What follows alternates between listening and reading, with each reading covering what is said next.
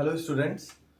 कुछ समय पहले मैंने एक ब्लॉग लिखा था जब रिजल्ट्स आए थे डिफरेंट एग्जाम्स के गेट और गेट के स्पेशली।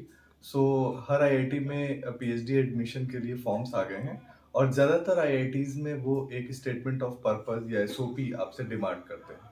तो बहुत सारे स्टूडेंट्स को आइडिया नहीं होता कि एक अच्छा एसओपी कैसे लिखें।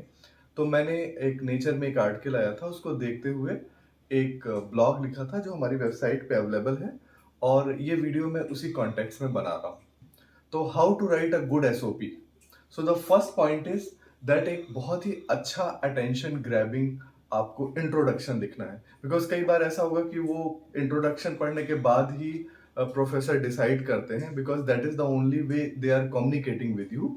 तो वो उसके बाद ही डिसाइड करते हैं they are going to take interest in your SOP और नॉट। सो एक बहुत ही अच्छा आपको अटेंशन ग्रैबिंग इंट्रोडक्शन लिखना है सो दैट कि प्रोफेसर इंटरेस्टेड हो आगे आपका स्टेटमेंट ऑफ पर्पस पढ़ने के लिए।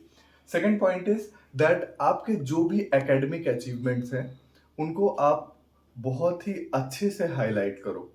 फॉर एग्जाम्पल, आपने अपने एमएससी के दौरान अगर कोई रिसर्च वर्क किया है, कोई आपकी थीसिस है या एमएससी का आपका कोई प्रोजेक्ट है, उन चीज़ों को आप और आपके एकेडमिक अचीवमेंट्स में जैसे ग्रेजुएशन और पोस्ट ग्रेजुएशन में आपने क्या क्या पढ़ा है, उसमें आपके ग्रेड्स कैसे रहे, उन सब चीज़ों को बहुत ही बैलेंस और बहुत ही कॉन्साइज फॉर्म में आपको हाईलाइट करना है। Third point is discuss your research experience. So for example, MSc के टाइम में ही कुछ स्टूडेंट्स होते हैं, वो कोई कॉन्फ्रेंस, कोई ऑनलाइन कॉन्फ्रेंस या एनपीटीईएल पे उन्होंने कोई कोर्स किया है या सपोज कहीं अपना कोई पोस्टर प्रेजेंटेशन किया है या रिसर्च में किसी भी तरीके का मेन नहीं तो कहीं आपका कोई छोटा मोटा भी कंट्रीब्यूशन है, तो उनको आपको प्रॉपर तरीके से हाईलाइट करना है।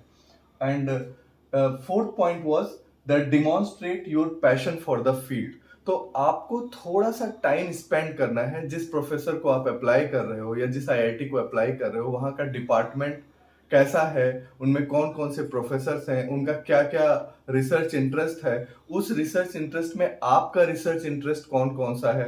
तो उन सब चीजों पे थोड़ा एक डिटेल्ड आपको टाइम स्पेंड करना है और वहां देखते हुए आपको इस पॉइंट को लिखना है कि आपका उस पर्टिकुलर फील्ड में पैशन आपका नजर आना चाहिए, आपके एसओपी में आपका इंटरेस्ट नजर आना चाहिए। कुछ बहुत सारी चीजें होनी चाहिए, कोई कीवर्ड्स होने चाहिए जो एसओपी आप में आपको लिखने हैं, सो दैट कि प्रोफेसर को लगे या पढ़ने वाले को लगे कि हाँ, आप इस फील्ड के बारे में थोड़ा अवेयर है। Okay, then I have written outline your professional goals. So आपका शॉर्ट टर्म, लॉन्ग टर्म जो आपका कैरियर पाथ रहने वाला है, जिस टाइप की प्रॉब्लम्स आप करने वाले हो, अगर आप थोड़ा सा डिटेल्ड में पढ़ सको और उस डायरेक्शन में थोड़ा सा एसओपी में अपने लिख सको कि जिससे आपके कैरियर का पैशन और आपका गोल, आपका रिसर्च इंटरेस्ट, ये सारी चीजें आपकी शो हो सके।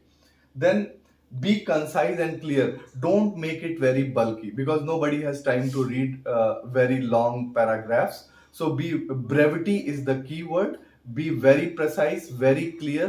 Don't get confused. For example, बहुत सारी fields के बारे में बात नहीं करना है, so that कि थोड़ा सा लगे कि हाँ, आपको थोड़ा सा क्लैरिटी है। फॉर एग्जाम्पल, एक्सपेरिमेंट्स में जाना है या थ्योरी सिमुलेशन में जाना है, फर्स्ट लेवल पे इस टाइप की क्लैरिटी भी होनी जरूरी है। Okay, and the final point is that आप जिस पर्टिकुलर प्रोग्राम के लिए एसओपी, अब ऐसा कॉपी पेस्ट नहीं कर देना है कि एक बार एसओपी लिख लिया और उसी को हर जगह भेज दिया।